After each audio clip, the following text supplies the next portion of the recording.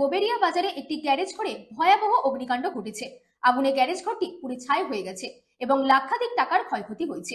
Garage মালিক তরিকুল ইসলাম আগুন নেভাতে গিয়ে হালকা আহতও হয়েছেন। পুলিশ এবং দমকল বাহিনী ঘটনাস্থলে পৌঁছে আগুন নিয়ন্ত্রণে আনে এবং তদন্ত শুরু করেছে। উত্তর চব্বিশ পরগনার হাড়োয়া থানার গোবেরিয়া বাজারে একটি গ্যারেজ ঘরে ভয়াবহ অগ্নিকাণ্ড ঘটেছে।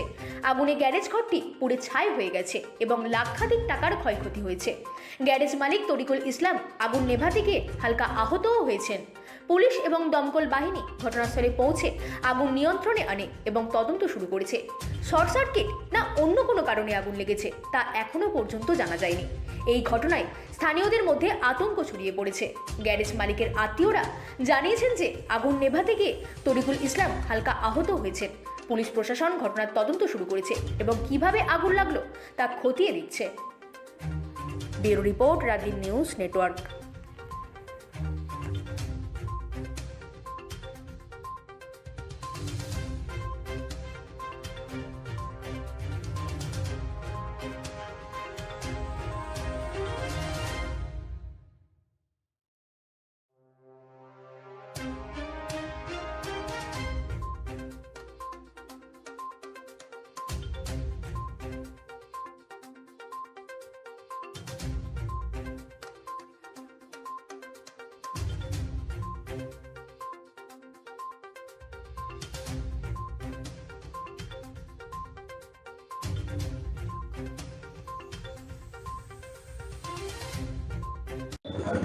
এখানে আমার ভাইপোর দোকান ছিল, ওই জল সার্ভিসের কাজ করে, গাড়ি সার্ভিস করে।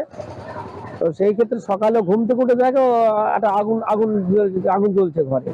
তো নেভানোর চেষ্টা করে, তো একা নেভাতে পারিনি। সেই ক্ষেত্রে মানে আগুন বেড়ে যাওয়ার কারণে আমরা সব ছুটে আসি, পাড়ার প্রতিবেশী হিসাবে ছুটে এসে আমরা আগুনটাকে নিভিয়ে ফেলি, জল দিয়ে নিভিয়ে ফেলি আগুনটা।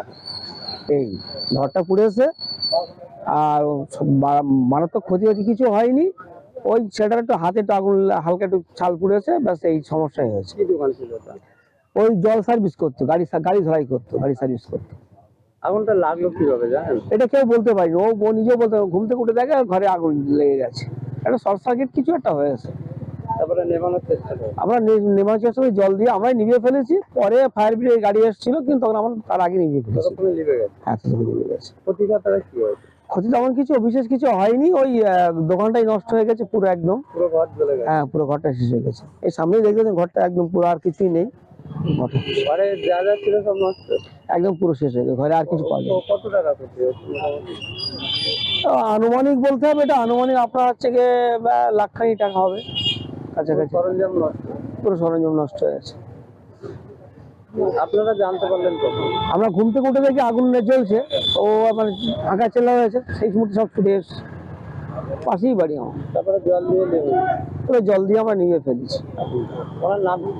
তরিকুল ইসলাম, যার দোকান। হ্যাঁ।